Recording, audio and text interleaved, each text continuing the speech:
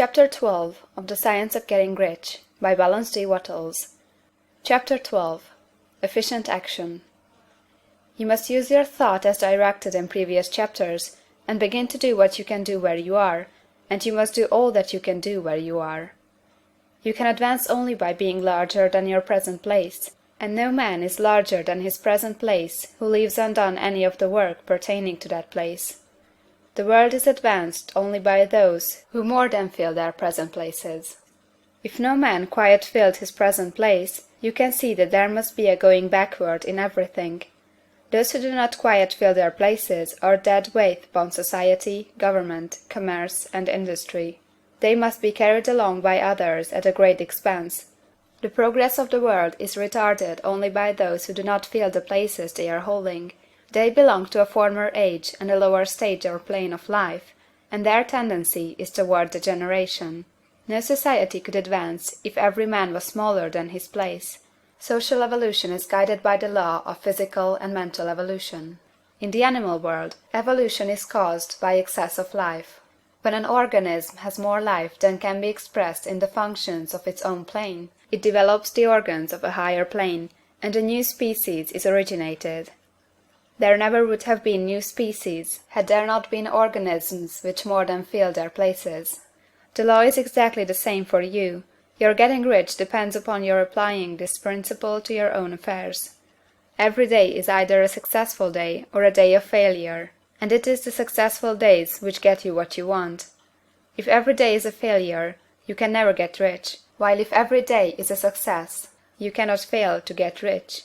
If there is something that may be done today, and you do not do it, you have failed in so far as that thing is concerned, and the consequences may be more disastrous than you can imagine.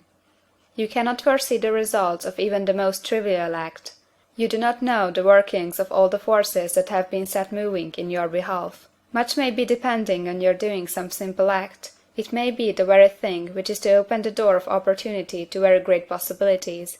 You can never know all the combinations which Supreme Intelligence is making for you in the world of things and of human affairs.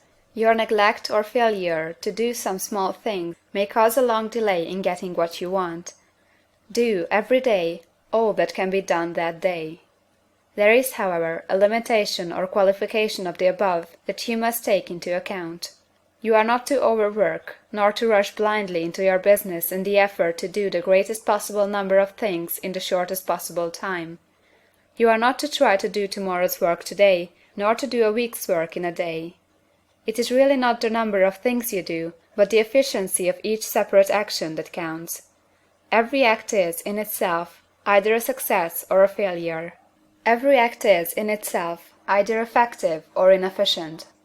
Every inefficient act is a failure, and if you spend your life in doing inefficient acts, your whole life will be a failure. The more things you do, the worse is for you, if all your acts are inefficient ones. On the other hand, every efficient act is a success in itself, and if every act of your life is an efficient one, your whole life must be a success. The cause of failure is doing too many things in an inefficient manner, and not doing enough things in an efficient manner.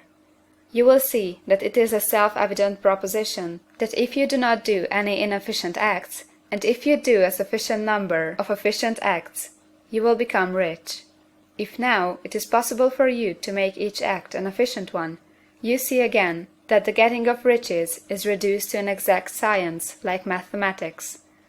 The matter turns, then, on the questions whether you can make each separate act a success in itself, and this you can certainly do. You can make each act a success, because all power is working with you, and all power cannot fail. Power is at your service, and to make each act efficient, you have only to put power into it.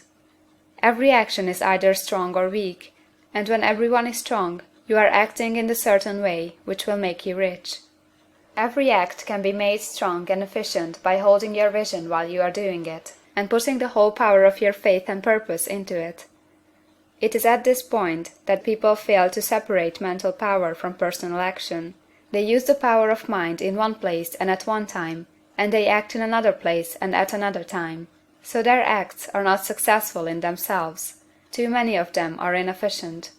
But if all power goes into every act, No matter how commonplace, every act will be a success in itself. And as in the nature of things, every success opens the way to other successes, your progress toward what you want, and the progress of what you want toward you, will become increasingly rapid.